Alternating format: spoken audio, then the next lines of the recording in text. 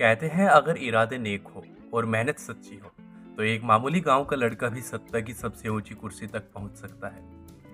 आज हम बात करने जा रहे हैं एक ऐसे ही नेता की जिनकी जिंदगी एक मिसाल है। संघर्ष से लेकर सफलता तक की कहानी। ये है हरियाणा के मुख्यमंत्री नायब सिंह सैनी, जिन्होंने जमीन से उठकर आसमान छू लिया। चलिए जानते हैं उनकी पूरी कहानी विस्तार से। हरियाणा की सियासत में कुछ चेहरे ऐसे होते हैं जो अपनी साधारण पृष्ठभूमि से निकलकर असाधारण उपलब्धियां हासिल करते हैं। ऐसे ही नेता हैं नायब सिंह सैनी, जिन्होंने न सिर्फ हरियाणा की राजनीति में एक मजबूत ओबीसी चेहरा बनकर उभरे, बल्कि मुख्यमंत्री पद तक का सफर तय किया। उनका जीवन संघर्ष, सेवा और समर्पण की मिसाल है। तो आइए जानते हैं नायब सिंह सैनी की प्रेरणादायक कहानी को विस्तार से। प्रारंभिक जीवन और शिक्षा। गांव से सफर की शुरुआत। नायब सिंह सैनी का जन्म 25 जनवरी 1970 को हरियाणा के अंबाला जिले के मिर्जापुर माजरा नामक छोटे से गांव में एक साधारण किसान परिवार में हुआ। उनका मूल निवास स्थान कुरुक्षेत्र जिले का मंगोली गांव है, लेकिन वर्षों पहले उनका परिवार मिर्जापुर में आकर बस गया था। सैनी समुदाय से आने वाले नायब सिंह सैनी सामाजिक रूप से पिछड़ा वर्ग ओबीसी का प्रतिनिधित्व करते हैं। शिक्षा का सफर। ग्रामीण परिवेश में पले बड़े नायब सिंह सैनी की प्रारंभिक शिक्षा गांव के ही स्कूल से हुई। बचपन से ही पढ़ाई में रुचि रखने वाले नायब सिंह ने स्नातक की पढ़ाई बाबा साहेब भीमराव अंबेडकर बिहार विश्वविद्यालय मुजफ्फरपुर से की। इसके बाद उन्होंने चौधरी चरण सिंह विश्वविद्यालय मेरठ से एलएलबी की डिग्री प्राप्त की। कानून की पढ़ाई ने उनके अंदर सामाजिक न्याय के प्रति प्रतिबद्धता और भी प्रबल कर दी।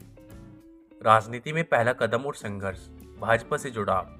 कानून की पढ़ाई के दौरान ही नायब सिंह सैनी भारतीय जनता पार्टी और राष्ट्रीय स्वयंसेवक संघ की विचारधारा से प्रभावित हुए। उन्होंने अपने राजनीतिक सफर की शुरुआत अंबाला में बीजेपी कार्यालय में एक साधारण कंप्यूटर ऑपरेटर के रूप में की। धीरे धीरे वे भाजपा किसान मोर्चा के हरियाणा राज्य इकाई के महासचिव बने और पार्टी में सक्रिय भूमिका निभाने लगे। पहला चुनाव और हार। 2010 में उन्होंने भाजपा के टिकट पर पहली बार अंबाला जिले की नारायणगढ़ विधानसभा सीट से चुनाव लड़ा, लेकिन उन्हें राम किशन गुर्जर से हार का सामना करना पड़ा। हालांकि यह हार उनके हौसलों को कम नहीं कर सकी, बल्कि इस चुनाव ने उन्हें संगठन और जमीनी राजनीति की गहराइयां समझा दी। ओबीसी चेहरा बनकर उभरना। नायब सिंह सैनी की छवि एक कर्मठ और जमीनी कार्यकर्ता की बनती जा रही थी। वे लगातार ओबीसी समुदाय के मुद्दे को उठाते रहे। उनका यह समर्पण और जमीनी पकड़ धीरे धीरे भाजपा के शीर्ष नेतृत्व की नजरों में आने लगा। विधायक से सांसद तक का सफर। 2014 में पहली जीत और मंत्री पद। 2014 में हरियाणा विधानसभा चुनाव में नायब सिंह सैनी को बीजेपी ने नारायणगढ़ सीट से दोबारा टिकट दिया। इस बार वे भारी मतों से जीतकर विधानसभा पहुंचे। जीत के बाद उन्हें हरियाणा सरकार में राज्य मंत्री बनाया गया। उन्होंने खान एवं भू विज्ञान मंत्रालय, श्रम एवं रोजगार मंत्रालय और नवीनकरणीय ऊर्जा मंत्रालय की जिम्मेदारी संभाली। मंत्रालय में कार्य। मंत्री रहते हुए उन्होंने हरियाणा में रोजगार, खनन नीति और ऊर्जा क्षेत्र में कई अहम कदम उठाए। उनके कार्यकाल में श्रमिकों के लिए कल्याण योजनाएं, नई ऊर्जा परियोजनाएं, खनिज संसाधनों के समुचित दोहन की योजनाएं लागू की गई। 2019 में लोकसभा सांसद। 2019 में भाजपा ने उन्हें कुरुक्षेत्र लोकसभा सीट से उम्मीदवार बनाया। नायब सिंह सैनी ने भारी मतों से जीत दर्ज की और संसद में पहुंचे। उन्होंने हरियाणा विकास से जुड़े कई मुद्दे उठाए और केंद्र सरकार की योजनाओं को अपने क्षेत्र में लागू कराने में महत्वपूर्ण भूमिका निभाई। 2023 में भाजपा प्रदेश अध्यक्ष। 2023 में उन्हें हरियाणा भाजपा का प्रदेश अध्यक्ष नियुक्त किया गया। यह उनके लिए एक बड़ा राजनीतिक दायित्व था। उन्होंने संगठन को जमीनी स्तर पर मजबूत किया और चुनावी तैयारियों में जुट गए। मुख्यमंत्री पद की चढ़ाई। 2024 में मुख्यमंत्री का दायित्व। मार्च 2024 में मनोहर लाल खट्टर के इस्तीफे के बाद भाजपा ने नायब सिंह सैनी को विधायक दल का नेता चुना और वे 12 मार्च 2024 को हरियाणा के 11वें मुख्यमंत्री बने। यह उनके राजनीतिक जीवन का सबसे महत्वपूर्ण मोड़ था। एक ओबीसी नेता का इस पद पर पहुंचना राज्य की सामाजिक और राजनीतिक दृष्टिकोण से एक बड़ा संकेत था। अक्टूबर 2024 में विधानसभा चुनाव की जीत। मुख्यमंत्री बनने के कुछ ही महीने बाद अक्टूबर 2024 में विधानसभा चुनाव हुए, जिसमें उन्होंने लाडवा विधानसभा सीट से चुनाव लड़ा और जीता। भाजपा को एक बार फिर राज्य में बहुमत मिला और नायब सिंह सैनी दोबारा मुख्यमंत्री बने। राजनीतिक विश्लेषकों का मानना है कि भाजपा ने सैनी को मुख्यमंत्री बनाकर न सिर्फ ओबीसी समुदाय को जोड़ा, बल्कि अनुसूचित जातियों में भी अपनी पकड़ मजबूत की। सैनी की छवि एक साफ सुथरे और विकासोन्मुखी नेता की बन चुकी थी। विकास कार्य और जनहित योजनाएं, पंचायती राज में सुधार। मुख्यमंत्री बनने के बाद नायब सिंह सैनी ने सबसे पहले ग्राम पंचायतों की वित्तीय अक्षमता को मजबूत करने का फैसला लिया।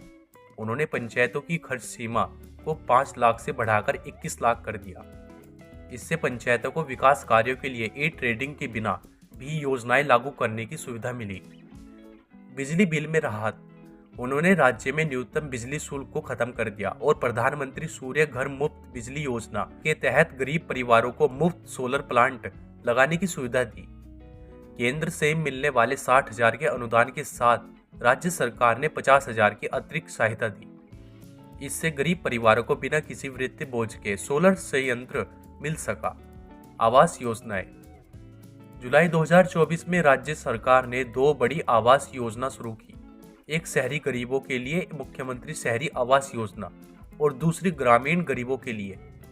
इन योजनाओं के अंतर्गत 30 वर्ग गज का प्लॉट और 1.5 लाख की आर्थिक सहायता प्रदान की गई, जिससे गरीब परिवारों का अपना पक्का घर बन सका। जनता से जुड़ाव और छवि, नायब सिंह सैनी की सबसे बड़ी ताकत उनका जनता से सीधा जुड़ाव। वे अक्सर बिना किसी दिखावे के गांव और कस्बे का दौरा करते रहते हैं, लोगों की समस्या सुनते हैं, समाधान देते हैं। उनका यही व्यवहार उन्हें अन्य नेताओं से अलग बनाता है। उनकी सादगी, स्पष्टवादिता और मेहनत करने की अक्षमता ने उन्हें हरियाणा के जन नेता के रूप में स्थापित किया है। चाहे श्रमिकों हो, किसान हो या युवा, हर वर्ग के लोग उनके नेतृत्व में भरोसा करते हैं।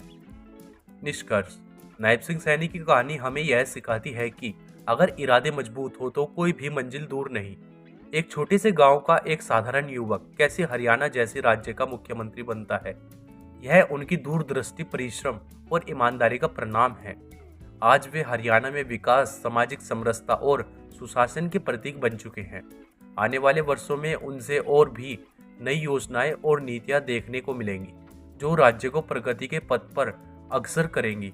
ऐसे इंटरेस्टिंग वीडियो देखने के लिए चैनल को सब्सक्राइब करें और वीडियो को लाइक करें। हाँ, अगर आपको वीडियो अच्छी लगे तो कमेंट सेक्शन में बताएं। फिर मिलेंगे आपको एक ऐसे इंटरेस्टिंग वीडियो के साथ। हाँ, अगर मेरे मुंह से कोई गलत शब्द निकला है तो उसके लिए हम माफ़ी चाहते हैं। कोई भी कंट्रोवर्सी, कोई विवाद करने की जरूरत नहीं है। प्लीज़ कमेंट सेक्शन में बताएं। धन्यवाद।